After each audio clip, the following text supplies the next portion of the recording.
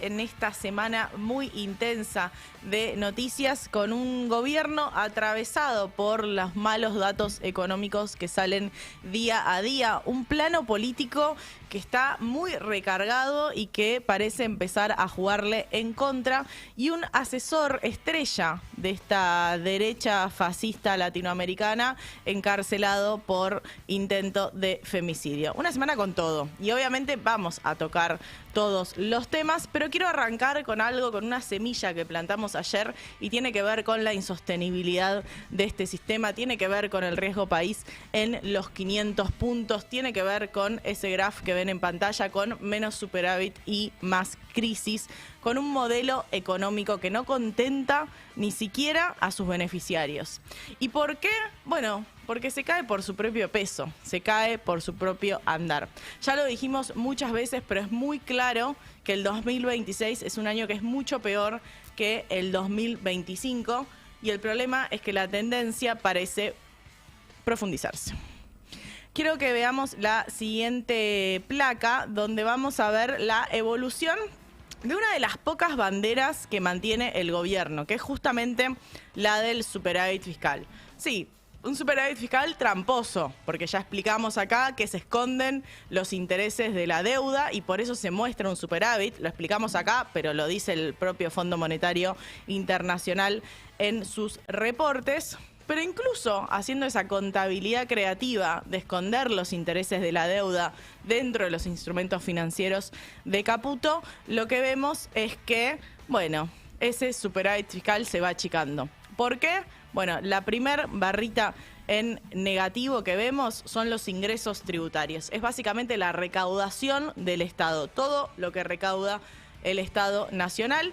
¿Y cae por qué? Bueno, porque le bajaron el impuesto a los más ricos, porque bajaron los derechos de exportación, mal llamados retenciones, y también cae porque en esta recesión la actividad no se recupera. Como dijo Caputo, no se recupera la economía, entonces efectivamente se recauda menos de IVA, se recauda menos del impuesto al cheque y cae el conjunto de la recaudación. ¿Qué es la barrita que le sigue? La siguiente barrita azul de este gráfico del IARAF. Bueno, estamos hablando de los ingresos no tributarios. Dicho más fácil, las privatizaciones, la plata que entra al Estado, no por impuestos, sino por venta de activos, por estar vendiendo las joyas de la abuela. Ahora, incluso con las privatizaciones, bueno, no se llega a compensar y cae el ingreso total, que es la siguiente barrita en azul, esa caída del 2,5 del ingreso total, que hubiese sido mayor si sin estas privatizaciones. Lo que sigue, la barrita naranja, el gasto primario, la motosierra que sigue avanzando y sigue avanzando porque mantiene un bono congelado para los jubilados, este bono congelado en 70.000 pesos desde el principio de la gestión, algo que permite que se sigan licuando las jubilaciones, sobre todo las jubilaciones mínimas, porque sigue la licuación del salario público, porque siguen aumentando las tarifas, bajando los subsidios económicos. Entonces vemos la caída del gasto, el avance de la motosierra. Pero lo que tenemos al lado crece, y crece un 5,8% y son el gasto en intereses. Bueno, los intereses que no son capitalizables, que no entran dentro de ese maquillaje que hace Caputo para mostrar un superávit, bueno, siguen aumentando. Entonces, bueno, hay que pasar cada vez más la motosierra para que cierren las cuentas y poder seguir mostrando la bandera del superávit. El tema es que ese superávit es cada vez más chico, que es la placa que tenemos a continuación, también del IARAF, que muestra cómo se cayó el resultado primario, un 17,6%. Es casi la mitad del resultado financiero. La barrita azul que ven ahí, el resultado financiero es casi la mitad de lo que era en 2025. Y el resultado primario, si no tenemos en cuenta las privatizaciones, y es importante hacer este análisis porque vos no podés privatizar todos los años. Las privatizaciones suceden en un momento, vos vendés la joya de la abuela, te dan la plata te dura ese tiempo. Después no podés privatizar por siempre. Entonces, si no podés privatizar por siempre, se marca aún más la insostenibilidad de este sistema, donde sin las privatizaciones ese resultado financiero es un 82,2% menor que lo que fue en el 2025. Entonces, la pregunta que surge acá es cómo van a hacer para sostener el superávit en el futuro. ¿Cómo van a seguir manteniendo nuestro país? Nunca funcionó nuestro país. Nunca funcionó, no funciona y no va a funcionar. Y el problema acá es que los que pagamos los platos rotos somos siempre, pero siempre los mismos. Hay un momento que digo, tiro la toalla, pero después lo veo a mi familia, veo a los compañeros, que algunos compañeros la están pasando peor que yo porque tienen chicos con discapacidad. Y eso a uno digo, no voy a bajar los brazos, voy a seguir. A uno no le tiene que dar vergüenza de llorar porque obviamente descomprime un poco, pero ¿te ha pasado eso? Sí, olvídate, sí, yo vine acá, me puse a llorar porque me sentía sin fuerza y los mismos compañeros vienen y te levantan, viste, estar el día acá. Yo me llevo a quedar a mi casa y me pongo loco, viste, me pongo loco pensando qué puedo hacer, qué no puedo hacer perdón. No, te emocionás, y te emocionás porque seguramente te acordás de esos momentos que son tremendos. No, es difícil. Yo tenía una vida armada, claro. Proyecto, yo acá dentro de todo, yo tenía mi plata cada 20 días, tenía viajes programados, todo eso se me fue se fue todo. Ahora cuenta...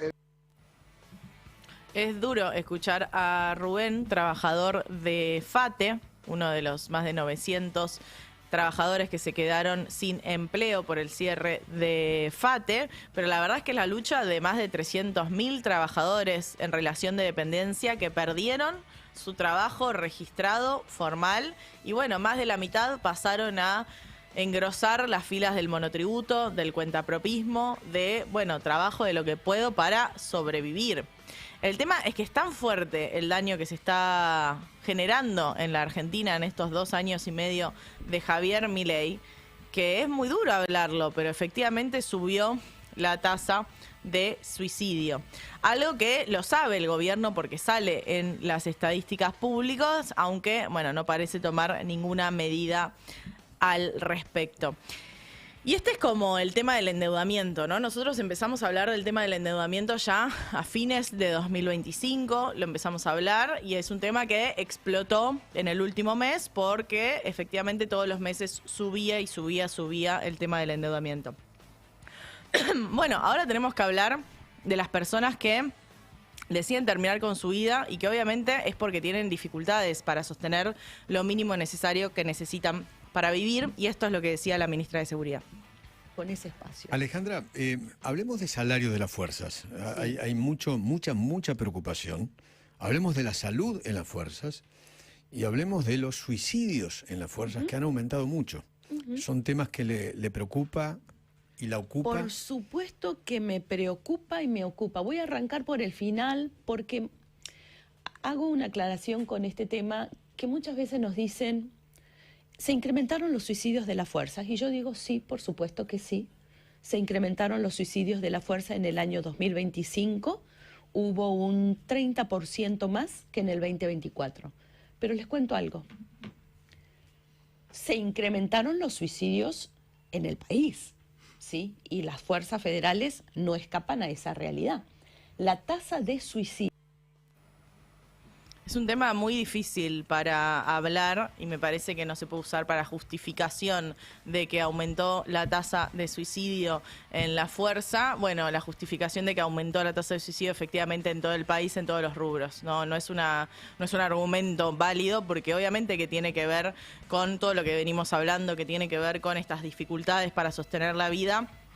Y es muy difícil tratarlo porque es muy difícil dar un hilo de esperanza cuando se ve que, bueno, el 2027 prefigura ser un año más difícil que el 2026. Y en ese sentido quiero entrar en la economía real, en la mal llamada microeconomía, porque ayer salió un informe del Observatorio de PYME, donde hay mucha información en relación a este primer trimestre del 2026 y la comparación con cómo arrancaron el 2025 las pequeñas y medianas empresas de nuestro país, que recordemos son el sector que supo emplear a 7 de cada 10 laburantes en nuestro país. Vamos a ver en pantalla la evolución de la producción industrial PYME desde el 2019 hasta ahora, y lo que vamos a ver en el gráfico es que la mayoría de los meses están en negativo. Digo, el único momento en el que las pymes industriales le fue bien fue entre el primer trimestre del 2021 y el primer trimestre del 2023. Después viene todo en negativo con un claro impacto en el primer trimestre del 2024, ¿no? Un 2024 muy difícil para las pymes industriales argentinas. Un 2025 negativo, pero bueno, no tan negativo como el 2024. Y ahora un 2026 de nuevo muy difícil a los niveles de 2026, a los niveles de 2024, del primer año de gestión de este gobierno. Y también hay una diferencia, ¿no? Dentro de las pymes, porque las pymes agrupa a las pequeñas y medianas empresas, pero las más golpeadas fueron efectivamente las pequeñas empresas, que es la siguiente placa que vamos a ver en pantalla. Y en esa siguiente placa lo que vemos es que, bueno, son dos líneas, básicamente les cuento a los que no están en YouTube. Las medianas están a casi 90 de las 100 que producían en principio en 2023 y las pequeñas están en un 60 de los 100 que producían en 2023. Entonces la caída es mucho más pronunciada en las pequeñas empresas, ¿no? Vemos cómo el fenómeno de concentración y cómo el grande se come al chico incluso sucede dentro del universo pyme. Y se entiende mejor entonces, ¿no? Con estos datos en la cabeza, porque cada vez que uno abre una red social, que puede ser Instagram, que puede ser Facebook, que puede ser Twitter, y ve cómo cierran un montón de locales.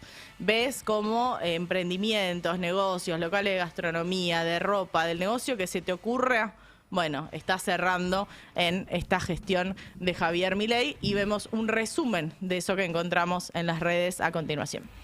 Vamos a cerrar Flipa. Quebramos.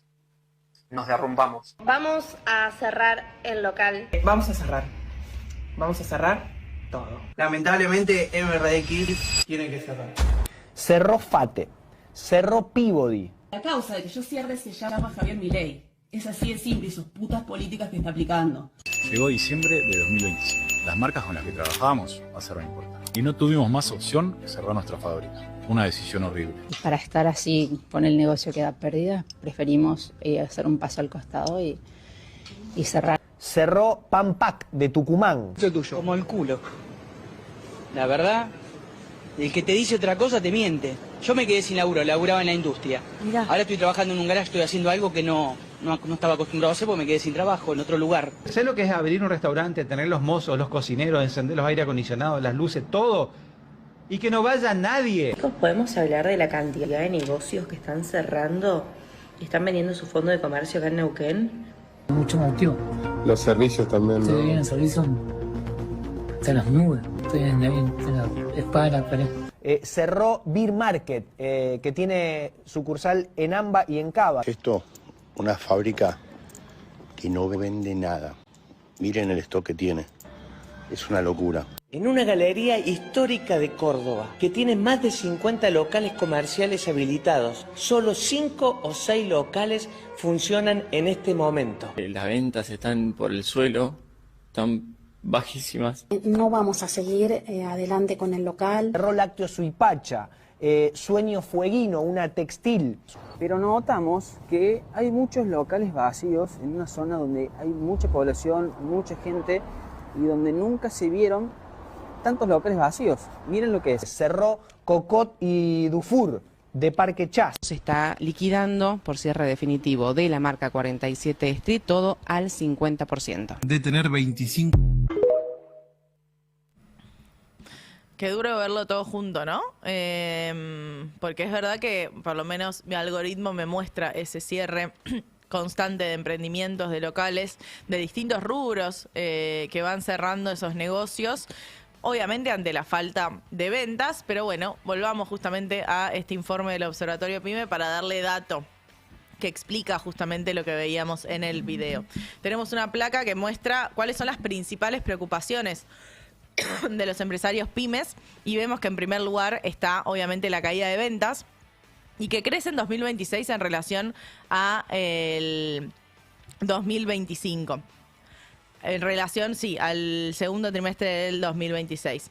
Le sigue de la caída de ventas, que es la principal preocupación de una pequeña, mediana empresa industrial, le sigue el retraso de pago de clientes, o sea, clientes que deben a esos locales. Después, el aumento de los costos de las materias primas. Obviamente la inflación sigue sucediendo y hay un aumento de los costos, pero yo no puedo trasladarlo al precio porque no estoy vendiendo. Volvemos al primer motivo. Después sigue la competencia de importaciones. Ahora vamos a hacer un doble clic en eso, porque es una competencia de importaciones en un modelo que está dispuesto a todo con tal de dejar el dólar a 1.500. Entonces hace que esas importaciones estén subsidiadas por la política del gobierno. Un aumento de los costos salariales, la dificultad de financiamiento, la dificultad para satisfacer la demanda y, por último, bueno, otros problemas. Pero vemos que en la mayoría de los casos estamos hablando de que el problema tiene que ver con una demanda que no se reactiva, con que la gente no está comprando, con que hay una caída de las ventas y se ve en consecuencia, ¿no? Si vendo menos, ¿qué es lo que va a pasar? Bueno, tengo menos flujo de caja, me voy a endeudar más y es la siguiente placa donde vemos los atrasos en los vencimientos. Acá sí estamos comparando el cierre del 2025 con el 2026 y lo que vemos es que del 12% de las empresas que tenían al menos un atraso se pasó al 24%, o sea, se duplicó la cantidad de empresas que tienen al menos un atraso en los vencimientos. En el caso del pago de impuestos también se duplicó la cantidad de pequeñas y medianas empresas que están atrasadas en el pago de impuestos. En el pago a proveedores se triplicó. Antes era del 5,7, ahora es del 15,3. O sea, se triplicó el atraso en el pago a proveedores, que explica un poco, bueno, no me están pagando mis clientes. Bueno, no le están pagando a los proveedores y también más que se duplicó el vencimiento, el atraso en el pago de los bancos. Bueno, el endeudamiento no solo de las familias, sino también de las empresas. De nuevo, ¿no? Un 2026 mucho peor que un 2025. Y acá hay que recordar, ¿no?, que el ministro de Economía hace unos meses decían se vienen los mejores 18 meses para la Argentina. Se viene la recuperación con todo. Se prometía, bueno, ahora viene la época dorada de Javier Milei. ¿Y cómo iba a llegar esa época dorada? Bueno, por efecto derrame. Yo tengo 3 sectores que les va bien, que son agro, que es industria, digo, que es agro, que es minería, que son hidrocarburos. Bueno, la industria, el comercio, la construcción, les va a llegar el derrame de esos. Ahora, en la siguiente placa, algo muy importante que muestra este informe, es la vinculación que tienen, por ejemplo, con el RIGI, ¿no?, con una de las propuestas de este gobierno. ¿Cuáles van a ser los motores de crecimiento? Bueno, el régimen de incentivo a las grandes inversiones. Lo que muestra este gráfico es que menos del 5% participa en proyectos que tienen que ver con el RIGI. O sea, menos del 5% de las pequeñas y medianas empresas industriales participa en los proyectos que están incentivados por este gobierno, que están promovidos como política de Estado. Menos del 5%. El 80,5% no participa, el 11,6% no participa, pero le interesa participar en un futuro, y el 3,2% tuvo ganas de participar, lo intentó, pero no cumplió con los requisitos, por ende quedó afuera. De nuevo, la única política de incentivo que de este gobierno es el RIGI, solo afecta a menos del 5% de las pequeñas y medianas empresas. Entonces, bueno, esa salida no funcionó para tratar de reactivar la economía interna. Y la pregunta es, bueno, ¿cómo pretenden que derrame? ¿Cuál va a ser la estrategia para ese derrame? Porque no se ve un derrame, se ve una concentración, se ve el fenómeno opuesto, se ve como una aspiradora donde se concentran estos sectores y además vos haces que las pequeñas y las medianas empresas y el conjunto de la economía doméstica tenga que competir con el resto del mundo, cuando vos haces que el resto del mundo sea más barato por tu política cambiaria.